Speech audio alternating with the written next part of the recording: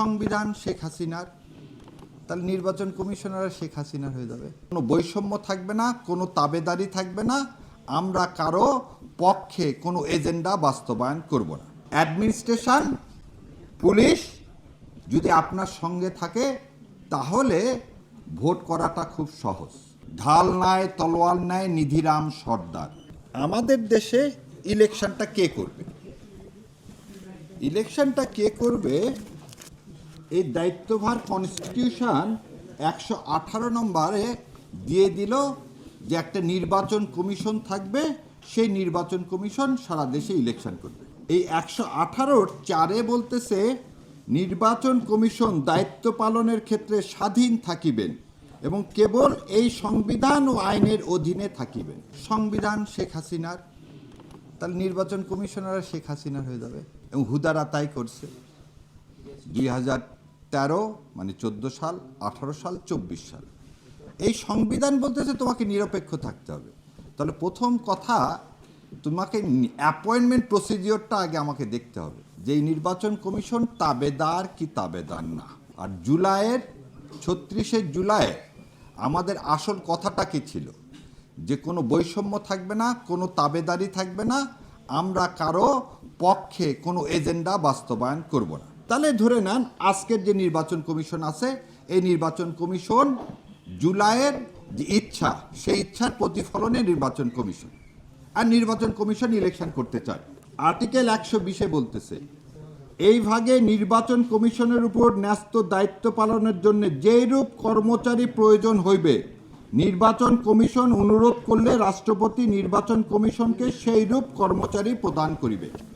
আমাদের ইলেকশন কমিশনের কোনো নিজস্ব কোনো কর্মচারী নাই, ঢাল নাই, তলোয়ার নাই, নিধিরাম সর্দার। এই নির্বাচন কমিশন যেটা গঠন করা হয়, সেই নির্বাচন কমিশনের কোনো লোক নাই। কি নাই? রিটার্নিং অফিসার তার নাই, প্রিজাইডিং অফিসার তার নাই, পুলিং অফিসার তার নাই। তাহলে এরা কারা? প্রিজাইডিং অফিসার হচ্ছে DC, deputy commissioner. Pulling officer কারা? রাষ্ট্রীয় কর্মচারী তারা। বাংলাদেশে সর্বপ্রথম ইলেকশন ইঞ্জিনিয়ারিং, আমি বাংলাদেশে এই কথা বলতেছি এই কারণে, 70 সালের ইলেকশনটাকে একটা প্যারামিটার ধরা হয়। 70 সালের ইলেকশনটাকে একটা প্যারামিটার ধরা হয়। সেই 70 সালের ইলেকশনে কি হয়েছিল?